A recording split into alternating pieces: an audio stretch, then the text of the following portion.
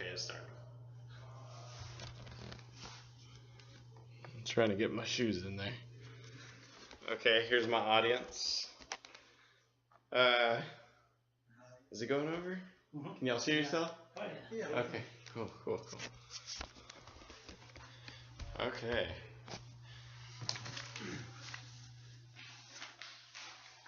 It's the summertime and you're ready to hit the beach for the weekend. Your friends decide to go swimming in the ocean at a local beach in Galveston, Texas. Of course, there's a low risk drowning in waist-deep water, so you assume that it's okay to splash about. In fact, most recent attacks have occurred in waist-deep water. Between June and October are peak times for most sharks to come up and test you out. Sharks typically don't attack people, rather they mistake you for prey. The rule of thumb, if you're squishy, they'll bite. This thrill and adrenaline rush is why I catch sharks. So the first thing that we want to do is understand the kayak. What we do with the kayak, we usually use ocean kayaks because they have drainage holes. So whenever you're coming up to 10-foot waves or swells, they just fall into the kayak and they drain through the holes so you don't sink. After that, that's why we use ocean kayaks. So we also have little compartments in the back of ocean kayaks. So that's where we put our bait and our tackle while we're taking our bait out. The equipment that we use is called pinch senators. This is a 14-aught. This is used to tackle 12-footers, 1,000-pounders, pretty much anything in the ocean. This can be used for it. It's about 15 pounds or so. Whenever you lift that one up. This one is called a 6-aught. This can pull in about 7-footers.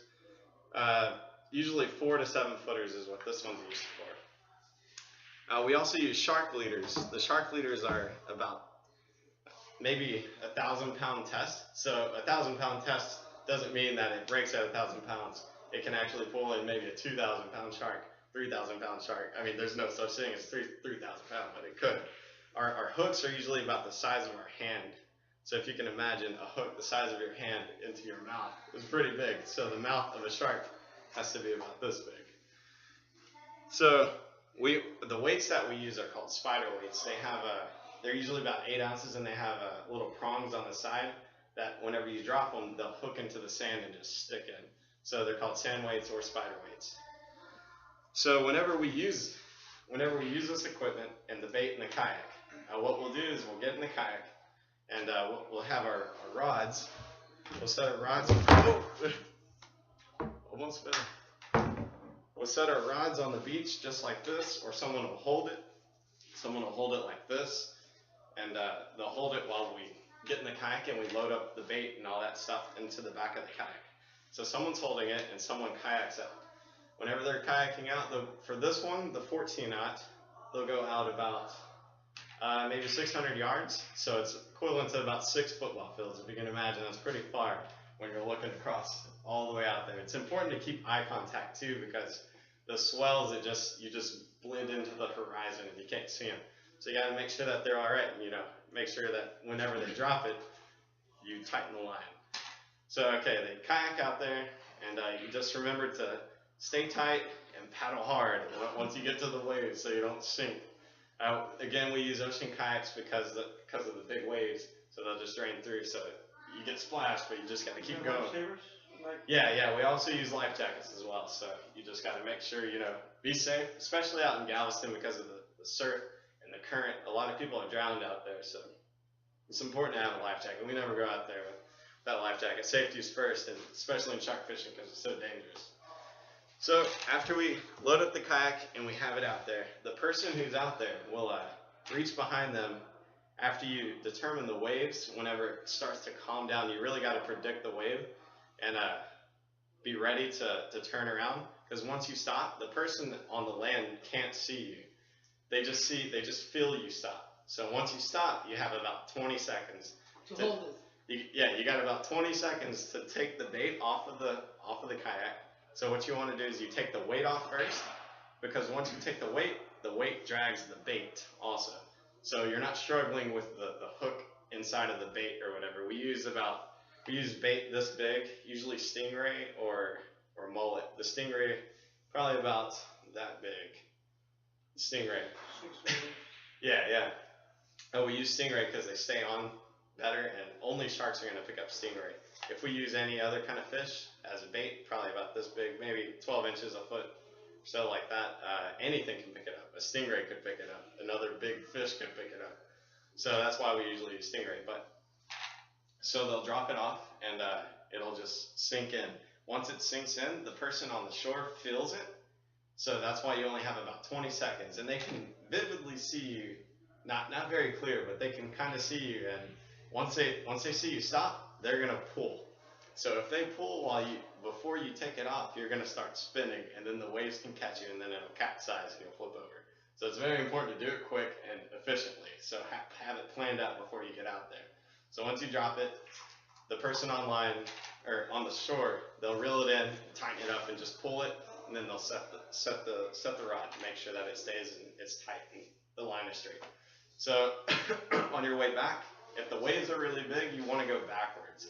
You don't want to turn around and go towards the shore if there's 10-foot swells, because they'll just capsize you and flip you over, and there's shark waters. I mean, you don't want to sink.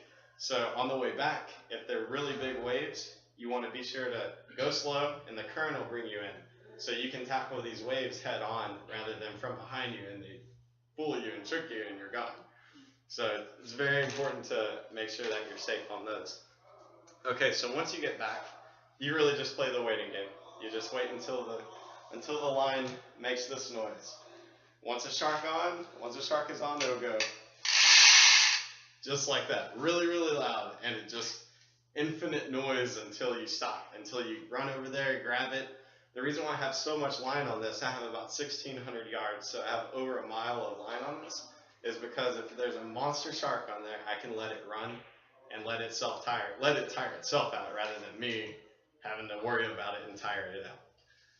So once the fish is on, we reel it in. It can take about 20 minutes to an hour and a half. Just depends on how much line you got, how far you dropped it, a lot of elements like that. From then, we'll reel it in. Once we get it in, we secure and drag it. Once we secure and drag, we'll pull it in. One person gets on the mouth. It takes about 2 minutes is our record. It's really what you want to get so you don't harm the shark. One person gets on top of the shark. They hold the mouth like this. They squeeze really tight. The other person gets a glove and a pair of pliers, and they'll reach in and take the hook out. Try to reduce as much bleeding as you can. Then that's when you photobomb. Everyone gets in, hey, picture, peace, and then take picture. Make sure you're in about ankle deep water so the shark doesn't die on dry land or anything.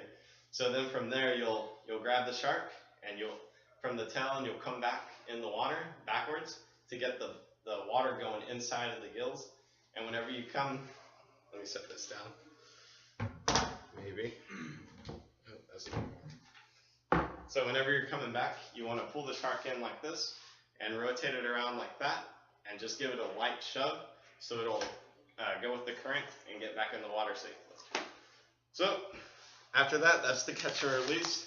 So once you hook into your first shark, you'll never want to fish the lake again compared to bass fish or catfish or anything like that, because a man-eater shark is just awesome. The thrill of a one-on-one fight with a monster for 45 minutes is any challenge for anyone, any kind of angler. Understanding sharks and how they react in and out of water could save your life and make your vacation more enjoyable if you know what to look for. Like I said earlier, most attacks are provoked, or the victims are confused for prey. So if you're squishy, be sure to have swimming groups. Stay alert. Don't splash heavily because they feed on vibrations. And enjoy your vacation.